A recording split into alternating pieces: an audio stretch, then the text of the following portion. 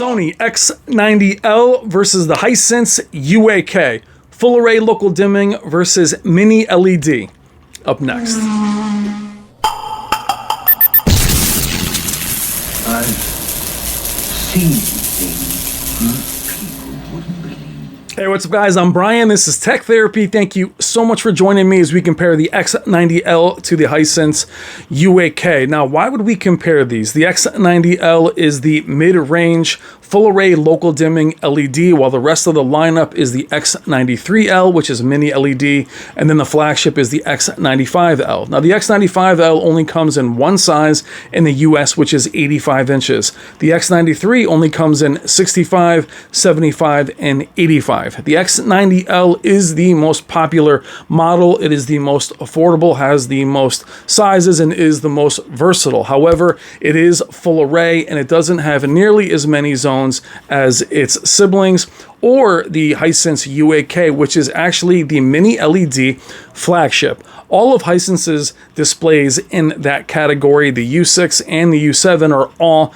mini LED. So we are going mid-range to flagship. However, in terms of pricing, that's where they match up. And those of you looking for a TV in that price range will have the U7K, the U8K you'll see today versus the X90. That'll be around what you're looking for. I want to show you how they perform in every preset there is and every preset they offer, especially right out of the box. We'll go through all kinds of demo material. Thank you so much for watching. I hope you enjoy. All right, guys, let's do it.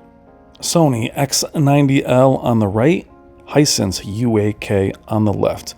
Now, when I mentioned about the prices being close, the Hisense has also come down in price. The Sony X90L actually released pretty late in the year for that particular model, since the X90J and the X90K were both the first TVs released by Sony in the last few years.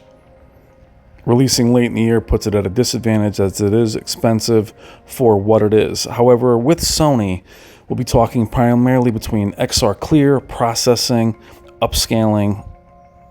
Dimensionality is something Sony does excel at.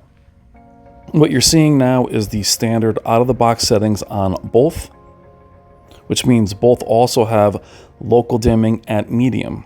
You'll see quickly in this panning shot where there's a bit more blooming on the right side. You'll see this same shot later in Filmmaker and Custom, and you will see the blooming dissipate. Now moving back into standard, changing local dimming from medium to high, warming both of them up to warm 2 or their warmer presets. They both look excellent. Now the blacks overall are deeper on the Hisense U8K due to its local dimming, mini LED high zone count. It is also a quantum dot mini LED. But they both look very good. Here we are at 65 inches. Now I mentioned the pricing. You can tell that the X90L is still a bit pricier than the flagship U8K.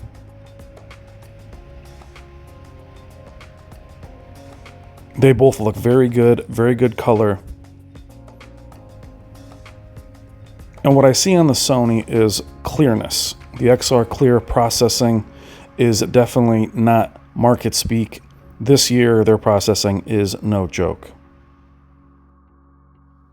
Now, staying here in the standard preset, where the processing is actually disabled, we are warmer, and the local dimming is on high. The reason I like to show standard, whether it's accurate or not, is this the way most of you will see it out of the box. Later in the video, we'll also show a live color toggling on and off. Live color is disabled in this particular demo. Though I do like it in HDR, it does have impact in SDR as well. Now this will be the last comparison of this level of TV right before the Value Electronics King of TV Shootout. Special thank you to Robert and Wendy Zahn of Value Electronics for supplying the Sony X90L. Please consider making your next AV purchase through them. Check them out in the description. Let them know that Brian at Brian's Tech Therapy sent you. I've had the U7K, the U8K. They are both excellent, especially for the money. Value with high-end specs, as you can see here. Now the X90L, though it has such a low number of dimming zones, it's all about the algorithm with Sony. It's all about that processing. You can see little hot spots there where the zones just can't measure up. A little bit of haloing there from the Sony. The U8K looks fantastic throughout.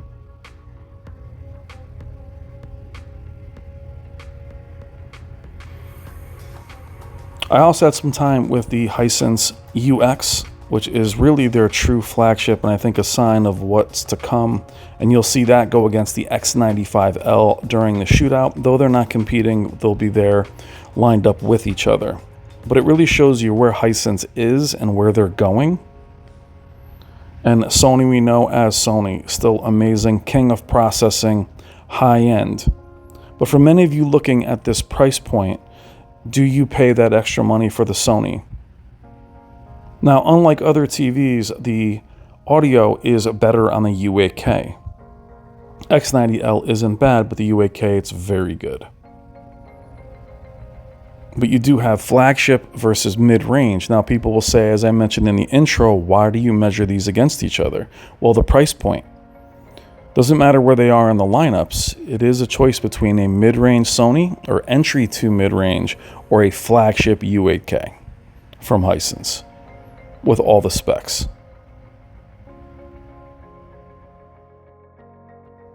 Now, moving into our line demo, we will be in theater on the Hisense and cinema on the Sony. You can see all the stars are present. We're just a little farther away. Both look excellent in this preset. Theater is my favorite preset among the Hisense presets. It does have an accurate look. It still is very bright. And cinema is also very nice. I'm not a big filmmaker fan of Hisense. I actually like their Energy Saver preset better. But theater is the one I tend to go to, and in SDR there is a theater day and a theater night. Now, while again there seems to be more color on the Hisense at times, the black levels are better. There is a clearness the Sony just has a clearer look to it a lot of the shots. There's a little more of a three-dimensionality to the image. But again, they both look very good. Now, those of you looking for 55 and 65, there's just so many choices. Those tend to dwindle when we get to the 85-inch size. Now, there is an 85-inch U8K. There will be a 100-inch as well. Now, moving into the presets. We'll be starting in Vivid, Standard, Game, and then in both of these, for the Hisense, you'll see Theater versus Cinema, Filmmaker versus Custom, then the two IMAX modes. And those IMAX modes will actually have Contrast Enhancer enabled to give them a little bit more punch. Now, the reason for showing you this way, as the game mode does blink both of them out, but taking the time to show you how each one looks with each preset. Now, I do think the different presets are important. You guys have heard me talk about this before with any TV, is flexibility of image. How different can you make the TV look? What is your preference? What do you like to see yourself? That is what's most important to me versus what is most accurate according to what other person says it's accurate. What do you want? Do you want something more vibrant in sports? Do you want something more vivid? Do you want something more natural? For me, Filmmaker, Custom, these presets are best for older films, high grain structure, which we'll show you in a moment. But I do feel using the presets is important. What I say with Sony as well, most of the time, the best strength they have other than their processing is a lot of times you can leave it in one preset and be happy. It tends to make everything look pretty good. Where in other manufacturers, depending on the content, you are going to reach for the remote. And that's really what we're showing you here, is depending on the content is how everything looks. Local dimming looks better on the Sony at times due to the content or the transition, where the U8K tries to be too bright. and I'll point those out as we go. Now, as we're going through these presets and toggling them back and forth, are you someone that wanders out of the presets? Do you leave it out of the box? Moving into our good friend Jennifer Gala's content.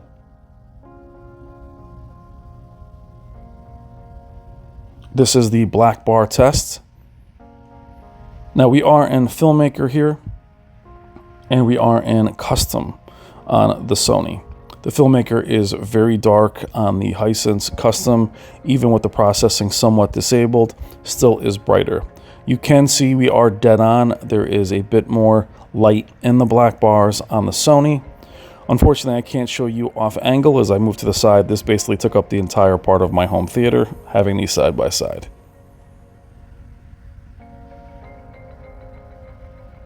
As we are looking at darkroom performance today. Special thank you to Jennifer Gala for all of her amazing work and her second channel, HDR Super Channel. Check the description below for both of her amazing channels. Her content is throughout this video. Like and subscribe. Thank you so much, Jennifer.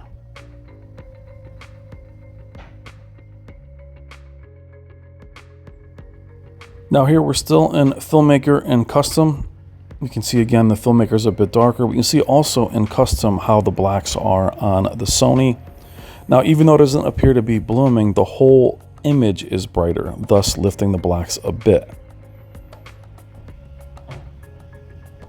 But they do both handle the black levels very well. Obviously, the U8K has a big advantage due to its zone count.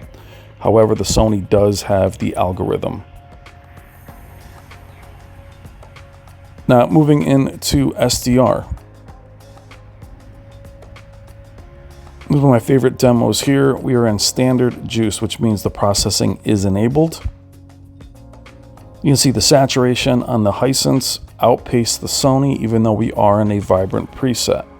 However, in a moment, I'll show you what you can do with the Sony to make it more saturated or more poppy. Again, flexibility of image, super important.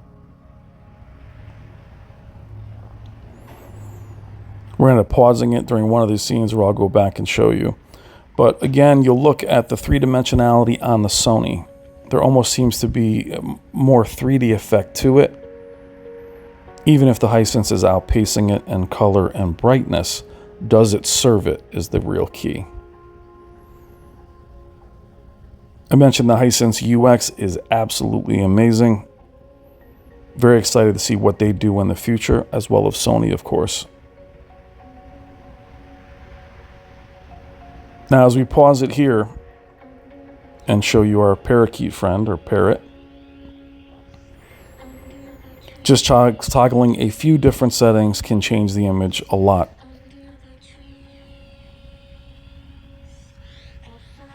And again, though the Hisense is brighter in this scene, even something like live color can make it look, whether you like it or not, make it look totally different and make it look better depending on your preference. However, in the Hisense, which I'll show you in a moment, that setting isn't really something you can use. And you can adjust the color and make it more saturated, but there isn't like a live color type option. Now, Sony, for me, especially with the processing having reality creation, there is a similar setting for the Hisense. It's not nearly as effective. But the XR Clear and the new processor, or the processor being reworked, allows reality creation to be pushed to its max without very little in terms of aliasing or noise. Now, what do you think of these two? Would you go for the mid-range X90L, though it's full array? It's not mini LED, very small zone count, very expensive. However, very good upscaling, very accurate, very clean image. Or do you go with the top of the line Hisense with all the bells and whistles? More gaming features. Now this is a tough transition. Again, we are an SDR. This is a fast transition. The Hisense is brighter, looks better in this scene. However, as you go to the crown, this is where the Hisense processing will lag for a moment. It does have more blooming. Now I wanted to show you too, after the last update, the X90 in menus, local dimming still enabled, very black in that YouTube menu. Here we are in our most vivid presets on both, trying to show you how bright they both get. In scenes in here, the Sony X90L does look brighter. This is where I think on bright TVs, the local dimming can actually make the TV look a little darker. But which do you prefer? And back to my earlier comment, is there a time now that you're willing to give companies like Hisense a shot? Or do you pay more for what you perceive to be the more premium brand or the more proven brand? Sony we know very well. Hisense is the new kid on the block, though they've been around forever. But only in the last few years have they begun to rise. You see the local dimming much better on the U8K. Again, these are very fast transitions.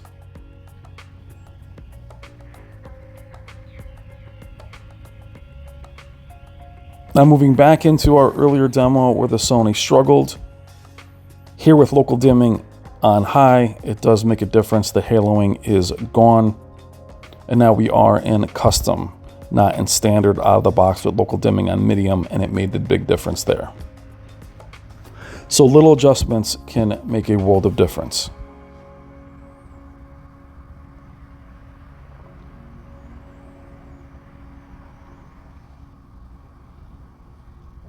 Now we're spending the rest of the time in the theater custom. You end up with both accurate and punchy at the same time. Some of the custom processing is now enabled to give it a little bit of a juiced look.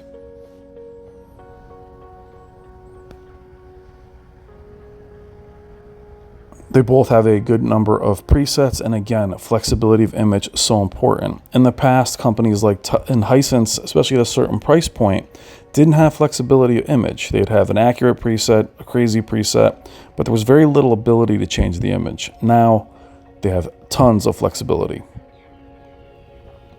Both TVs have Dolby Vision, and the Hisense actually has HDR10 Plus. Now, the only reason why I don't love HDR10 Plus or even Dolby Vision half the time is also taking away a lot of the ability to change the image, graying things out. Jennifer's content is amazing. We're staying here again in an accurate preset, not very punchy, crazy, more accurate. I love the look of both these TVs. Now, as we near the end of the comparison, guys, this will be the concluding, probably my last comparison of this TV year between this level of TVs. You'll see the Value Electronics TV Shootout next week, or I should say it's this week, where it'll be all flagship versus flagship. What are your thoughts on the TV year? What are your thoughts on Hisense in general? U6, U7, U8, and even the UX, which you can see on my channel. Check it out. And what do you think of Sony's lineup this year? Maybe some of the best TVs they've ever made, but very few choices, very few sizes.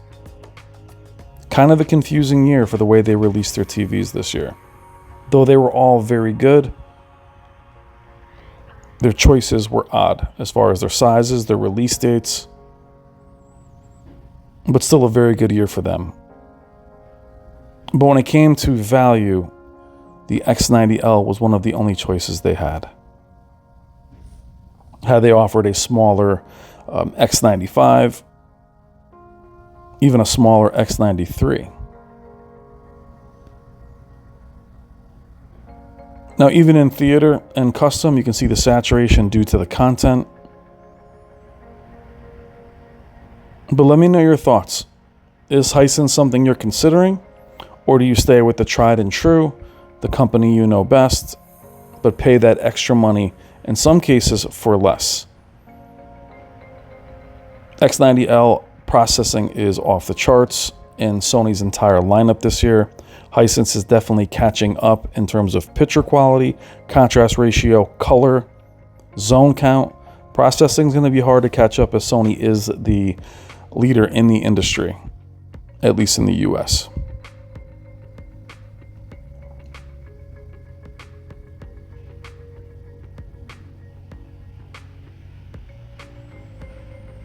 But they both look very good. And as we mentioned in the beginning of the video, the U8K at this point is a bit cheaper. You may see the X90L drop down in price very soon. All right, guys, I am Brian. This is Tech Therapy. Thank you so much for watching. Let me know what you think in the comments. Please consider liking and subscribing. And be sure to check us out in New York at the Value Electronics King of TVs Shootout to watch all the flagships go at it, watch 8K go at it, and watch the 85-inch TVs compete. Thank you so much for watching. Have an amazing day. Love you guys. Take care.